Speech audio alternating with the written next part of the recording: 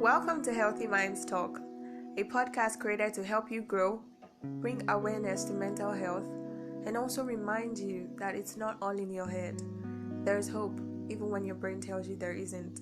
I'm Praise Victor, and I remain your host on this show. I once saw this meme that said something like, being an adult is basically you telling yourself to manage and get through the new week and then repeating that statement over and over again whenever a new week starts. So basically, it's you telling yourself, let me just survive the next 7 days. And then that's what your life starts to be all about. Surviving the next day, surviving the next week, surviving the next month. And I get the fact that there are times when you have to take on so much work as an adult, but does your whole life have to look like that period? Like, when did it become so normalized that adulthood has to be all about survival? Surviving the next 24 hours, getting through the next day, and stuff like that. I know it might be a form of encouragement or hope to yourself that if you can survive whatever happened to you today, then you can survive tomorrow. That's great. That's a very wonderful mindset. But when you keep repeating that statement to yourself, it's simply a warning sign that you've reached the limit of enjoying life as it is, and you're now stuck in a cycle or something that most people call survival mode. Now, the purpose of this episode is not to shame you for trying to get through the next day, but to bring to your awareness that you are not programmed to live like this. You are not programmed to be tired 24/7. Survival mode is usually activated after a stressful or traumatic experience, and it's hard to leave and just switch back to your normal life. But in today's episode, I'm going to be telling you how to escape this cycle. All you need to do is listen to me for the next few minutes.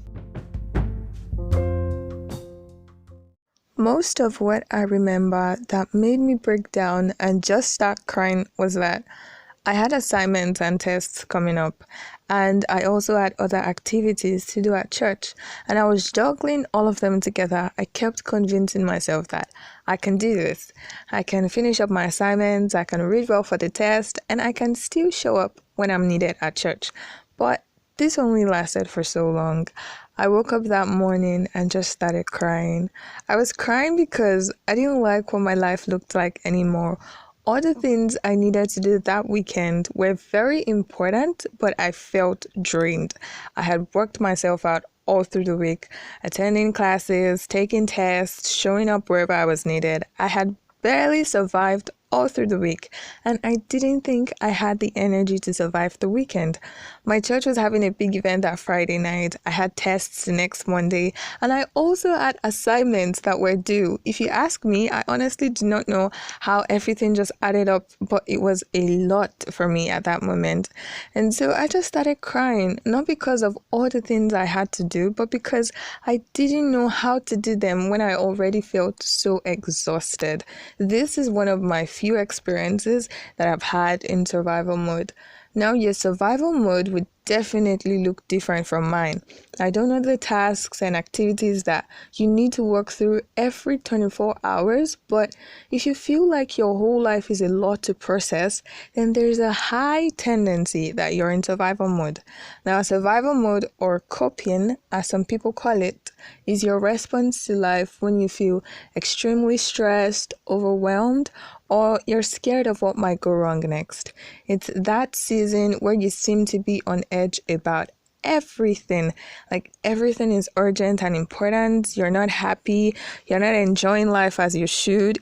It's like you don't know what happiness feels like anymore. You feel detached from life. You don't have time for yourself. You're always busy.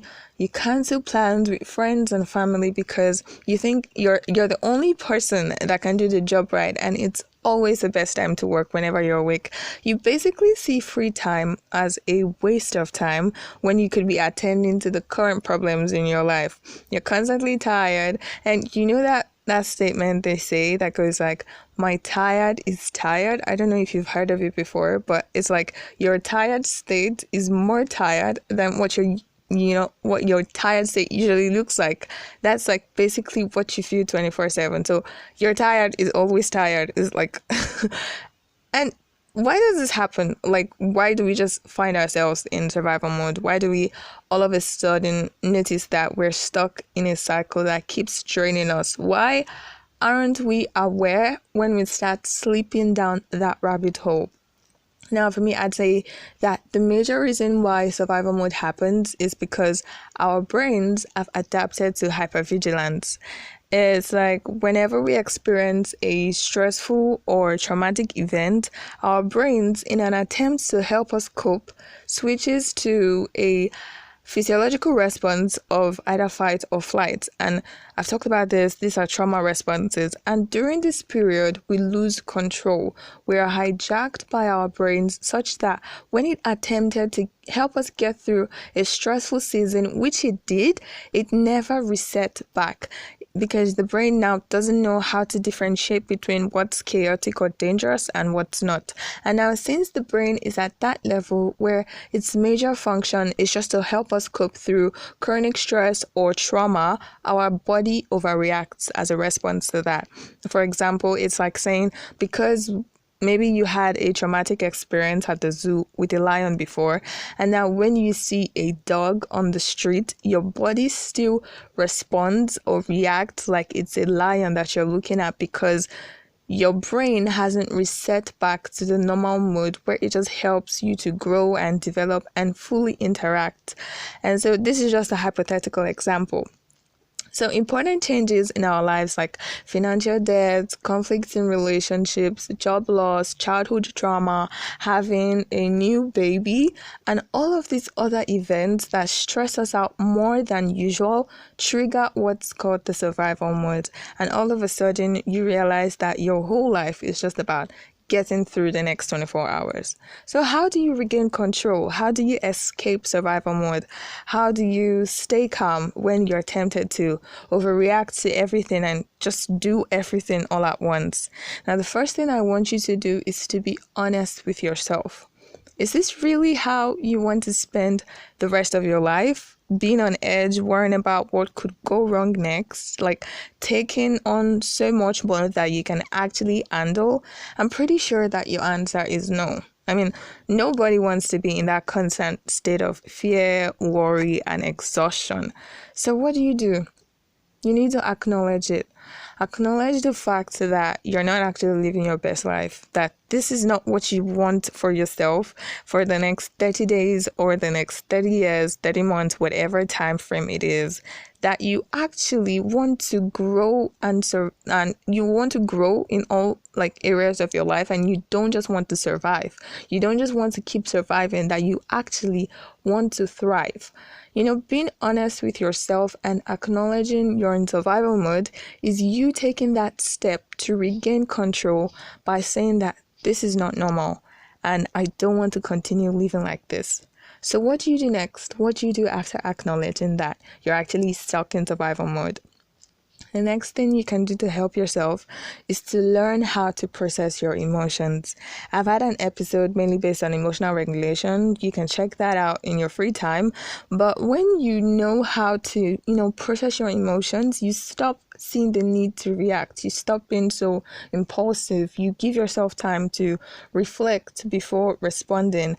And now I'm just going to share a few journal prompts that can help you process your emotions. You can also find them on my Instagram page. I posted them maybe like last week, 2 weeks ago, I don't know. But whenever you feel triggered and you get a rush of emotions, you need to take a step back to ask yourself these questions. Now, these questions I'm about to ask you, you can write them down in your journal. I really advise you to write them down in your journal. So whenever you just feel triggered, you can go back to them and answer them. Now, the first question you should ask yourself when you feel triggered and you just feel a rush of emotions is that, ask yourself, what is this emotion called? Can I actually name it? Second thing is, if I was describing this emotion to a close friend, what would I call it? Where am I feeling this emotion in my body? Is it in my chest? Is my heart racing? Do I feel knots in my stomach? Just try to name where you're feeling that emotion and be specific about it. You also need to ask yourself, why am I feeling like this? What triggered this sudden rush of emotions? Also, ask yourself, is this emotion telling me anything about myself or this situation? And what would I love to say back to this emotion? You can say something like, thank you for trying to protect me or alarm me. This situation is not what happened the last time, and I'm working on how I can make things better. You can just say something like that when you figure out what the emotion is and why it's actually there and the experience or whatever it is that triggered it. You can, write something to the emotion back and just say, thank you for alarming me. This is not what it was. Like, this is absolutely different. And I'm actually learning how to cope and get through this. And the last thing you want to, write down in your journal to help you process your emotion is, can I take any other step to process this emotion better? Now, mindfully answering these questions without judging yourself will help you respond better instead of just following the impulses from your brain. Now, the third thing you can do to help you regain control from survival mode is to simplify your life and just set your priorities right. When you're in survival mode, like I said before, everything is important. In my case, I had to read long hours for tests, I had to research and also write assignments, and I also had to go for rehearsals at church. And I saw everything as equally important, but I couldn't do everything at once. So I had to take it one thing at a time. I stopped crying and picked up my book to read. I think I read for about an hour or maybe 2 hours. I can't really remember anymore. But after that, I went to take my bath and I ate. And after eating, I started with my assignments. And before I knew it, it was time for church. And the truth is, I didn't finish reading all that was required, and I didn't finish up my assignments either, but at least I had done part of it. And I was partly happy that I had made progress, and I was also honestly partly anxious that what I did wasn't enough.